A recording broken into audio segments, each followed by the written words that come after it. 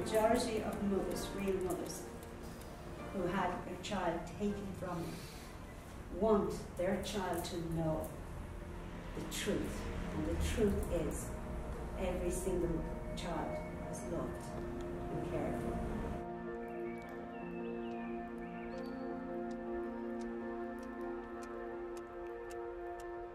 The biggest dream is the Forgotten Mothers, is that we will all heal in a way that we can reach our children. And we're all adults, most of them are adults to this day, probably parents themselves. And to think our children walk this earth knowing and believing that we gave them up. And we never did. They were taken. Since the Taoiseach apologised to over 10,000 Magdalene women for the state's role in incarcerating them in laundries. Let me hope that this day and this debate, heralds a new dawn for all those who feared that the dark midnight might never end. That new dawn included financial redress, which almost 500 women have received. The film Philomena, starring Judi Dench, portrayed one woman's experience of the horror that went on behind Ireland's convent walls. But for thousands of other women, their suffering was hidden, and it seems like the revelations just never end. The Irish government has announced another inquiry, the 6th, into what went on in the institutions run by nuns for most of the 20th century. The home for single mothers, the orphanages, and the infamous Magdalene laundries. There have been 5 inquiries into Ireland's religious institutions so far, and now there's to be another, into the mother and baby home. Well, the Tuam is not just a burial ground. It's a social and cultural sepulchre. That's what it is. Because as a society, in the so-called good old days, we did not just hide away the dead bodies of tiny human beings. We dug deep, and we dug deeper still, to bury our compassion, to bury our mercy, to bury our humanity itself. You see, no nuns broke into our homes to kidnap our children. We gave them up. And we gave them up because of our perverse, in fact, morbid relationship with what you call respectability. And we gifted them, or we sold them, or we trafficked them, or we starved them, or we neglected them, or we denied them, to the point of their disappearance from our hearts and from our sight, from our country, and in the case of Tuam, and possibly other places, from life itself. Obviously, those whose siblings were affected and families who were affected are distraught.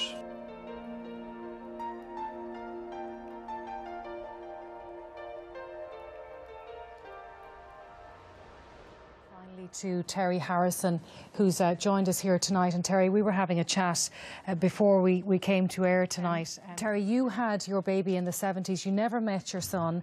But what's your message? What do you want to have happen as a result of the conversation we're having now about people like you and your child? Can I just say, Claire, on behalf of all the women I am representing tonight, we are a community of Irish females.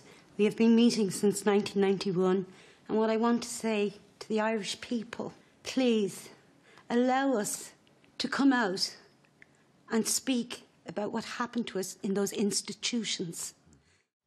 It wasn't an open consent. Our children were taken from us. We never gave them away. They were taken. There's a huge difference.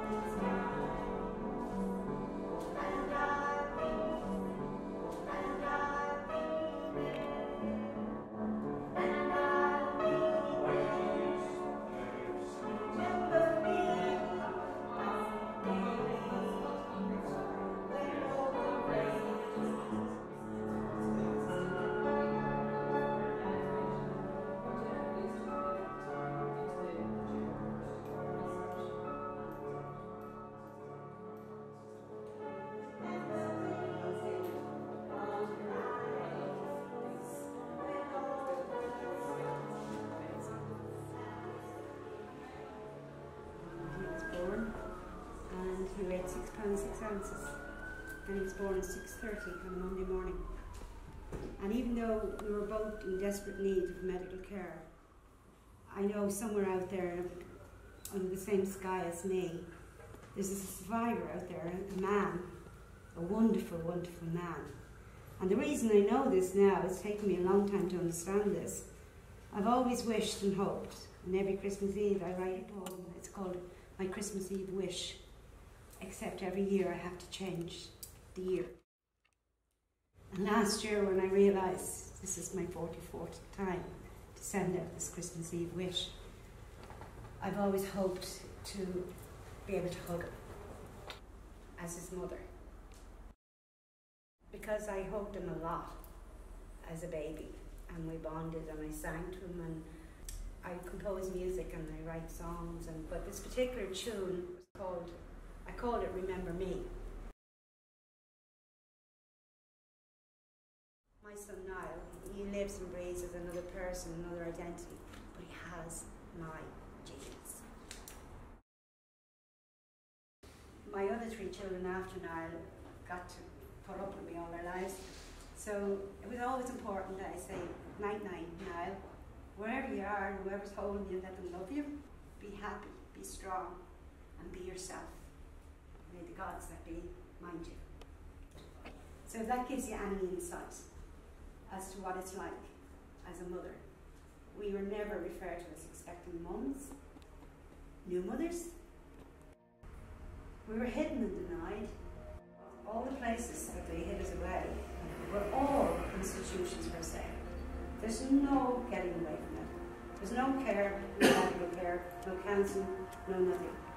There was a huge industry that ripped this country apart and made a lot of people very rich. And it was never about religion. It was never about care of the child. Thousands of girls like me from the age of 12. I think the oldest mother I've ever encountered was 29. But the average mean across the board of thousands of girls was between 14 and 18. They were all expecting mothers, humans.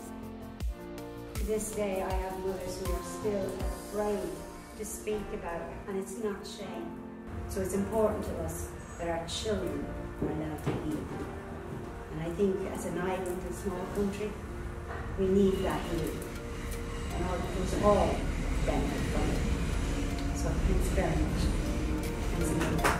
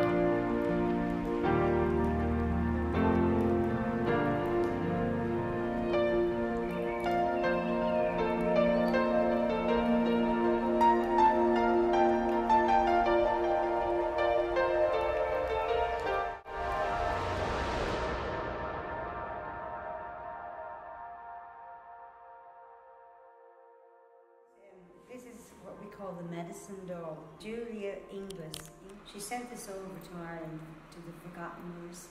The whole idea is that the energy in this tiny little doll with the 2 children above her head, and she's the mother.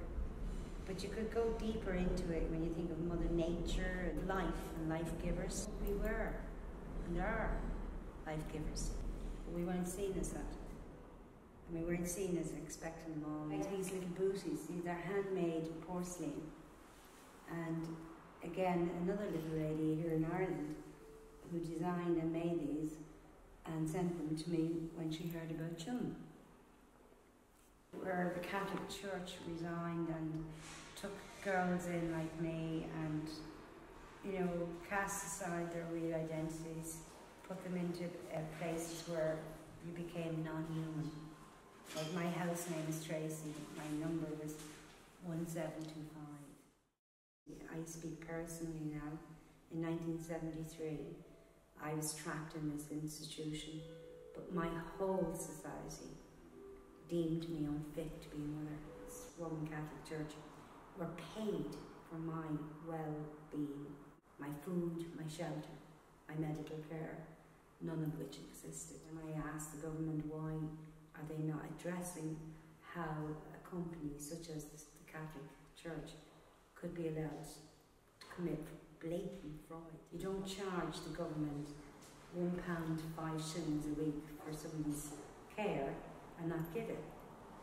Nor do you put the person in care to work. We work 12 hours a day.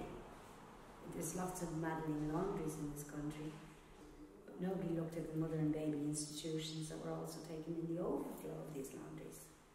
So there was always work to be done, whether it was in the garden, laundry, the kitchen, and the stairs, you polished, you worked physically, non-stop. No medical care, no counselling, no respite, no nothing. And nobody stopped to question where all these girls were going, be vanished in thin air. I worked in London, I wasn't even in Ireland. I worked in Wood Green, North London, and I was taken out of London onto an airplane, and I arrived in a place called Cork and driven to a place called Besbury. And as soon as that door opened, that's when Terri was lost. We were very innocent, and the first thing they did was take a urine sample off you for syphilis. That was their priority. Not was the baby okay or are you okay medically. Right? That's the view they had of us. And we were dirty, filthy, and nobody would ever want us, and nobody would love us. And that's why we were there. How did they communicate to you that you were dirty? Sometimes they'd verbally say, you'll never be clean again, and you know, no man will ever have you. But I remember a nun turned around and saying to me when I was crying, she said, you know, to me, I don't know why you're crying. She said, you must know nobody loves you, nobody wants you. You wouldn't be in here if they did. So they're deliberately cruel? They were, yeah, they were. But then when I look back now, there's lots of nuns who were trapped in that institution, who were put in there by their parents, told they got a calling and they had a vocation, and they were going to serve God and marry God and do God's work for the rest of their lives. And where did they end up? In an institution looking after girls who were pregnant, girls who were giving birth, and girls who were screaming their halls down when they'd take their children from them.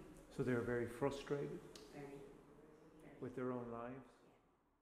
It's like the battered wife syndrome, you know, and it spilled over. So we were at their beck and call. They had nobody else to take it out and accept us. Years later, I've heard of women who wear these habits say, oh, but we only did God's work and nobody else wanted you. And where would these girls be only for us? They'd be at the side of the road. But the problem is, you have to realise that we had no internet, we had no mobile phones, it wasn't like that. But you had a service every Sunday, maybe 5 or 6 services in one day, where you had a guy in a white collar up on a pulpit looking down, dictating to people of the week. So he was serving his purpose of making a market for themselves by creating us as the recipients of that market. So therefore, the more we were shunned and the more we were thrown and hidden, and we were the pariahs of that day, the more it was justifiable for them to take the child. You know what, the one thing that used to bother me most? Why would anybody want a child from me if I was such a bad person? And Maggie attached herself onto me. She was like a little girl still playing with her Barbie doll. And when the child kicked inside her, I had no idea either, I was 18. But she'd run to me and go, oh, you know, Tracy, Tracy, Tracy, you know, like it was a big adventure. And she went hysterical when she went into labour, and you could hear the screams down the hallways, you know. And I got up to go down and to see if I could find her, because she was screaming my name all over the place. And the nun just ushered me and said, get back into your bed. You know, mind your business. We look after her. I never saw my name again. The one thing that they did hold us on was a real grounded fear. If you didn't play ball, if you spoke back or fought back, you did know for certain that the doctors in the local hospitals would come and inject you. And if you were lucky, you got to be sedated for a day till you behaved yourself, or you were never seen again. And there is places in the Lomans, Brendans, it just took one doctor to sign the paper, and your life was over. And that happened to many a girl. When I went up to feed Niall on a Saturday morning, his clothes that I dressed him in that morning, I bathed him and fed him and put him to sleep. I went up to give him his next feed, and his baby grow his vest, his 2 socks were just left at the end of his collar. His blanket. Everything that represented him and me was just piled there. He was gone.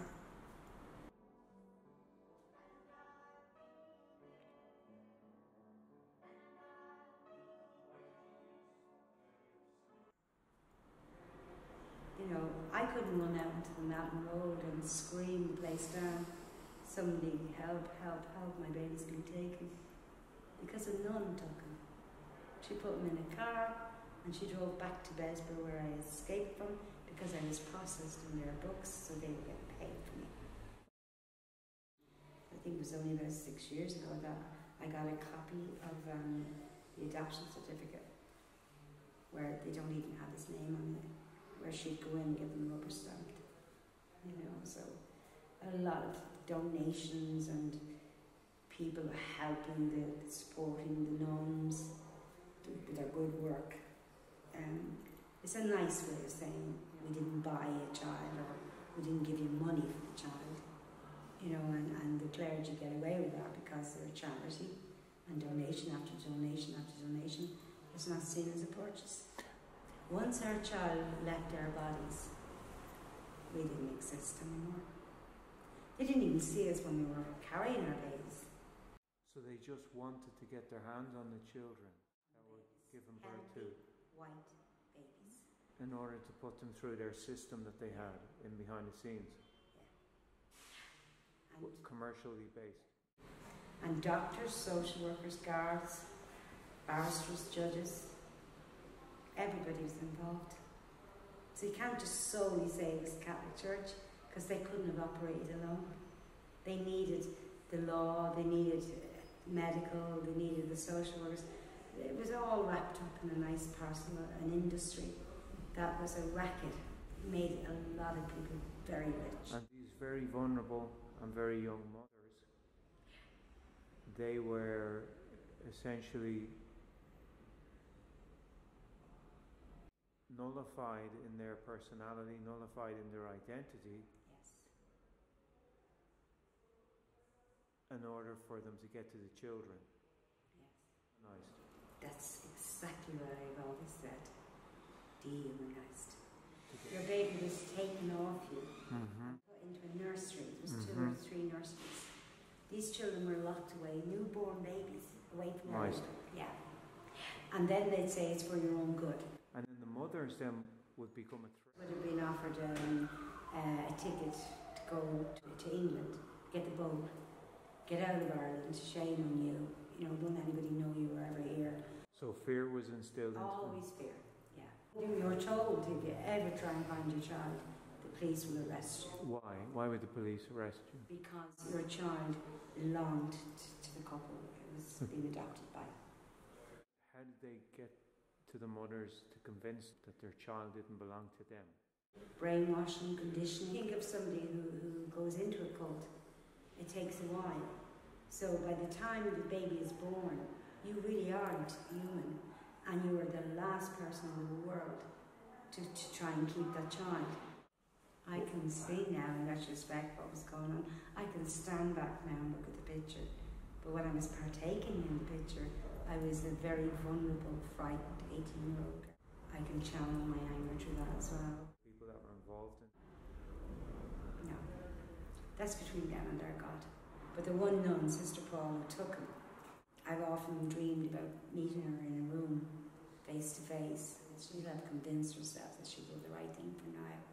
Because that was one thing the nuns would say to you: don't be selfish, you have nothing to give this child, absolutely nothing. Do not deprive this child of what they deserve. A good home, a Catholic nanny and daddy. How dare you be so selfish? That's what I got. I read in one of my reports, I'm so glad that she has gone.